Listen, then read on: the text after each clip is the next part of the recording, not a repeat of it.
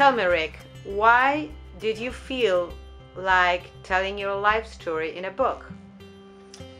Just part of my life. You know, you reach a point where you're wanting to leave something for the next generation, lessons learned, observations you've made in life, and how better to do it than put it down into a book.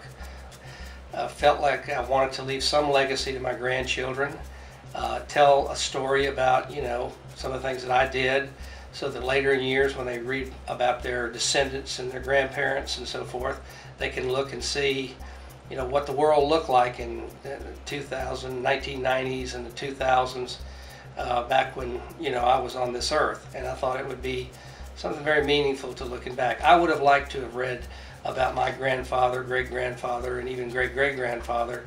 If I'd had the opportunity, I would have loved to have read something about their lives and some of the things that they went through and how they lived their daily lives and so forth. I would have found that very interesting.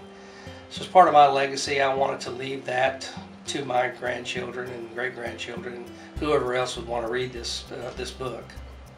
Now, tell me, what was the process like when you started to tell your story? What happened to you? Difficult.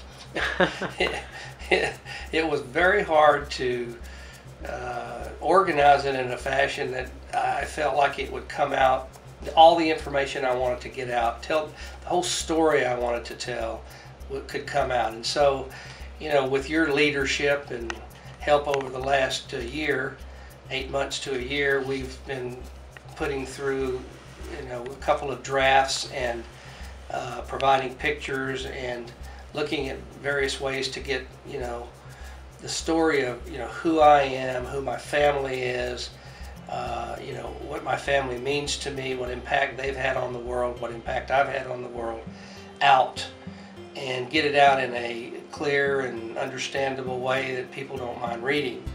I think the book probably will be too thick, but it'll have a lot of pictures in it, so people will enjoy that. At least everybody likes looking at pictures. But hopefully the content will be good as well. But you've made the process very easy. You've been very encouraging through the process and have made me believe that I can do it and that this is actually going to be a success, which have been concerned about the whole time, as you know. It will be, don't Good. worry. That's good.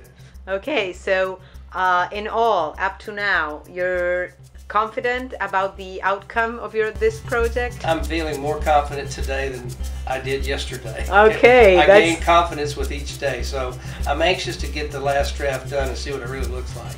Okay, thank you very much.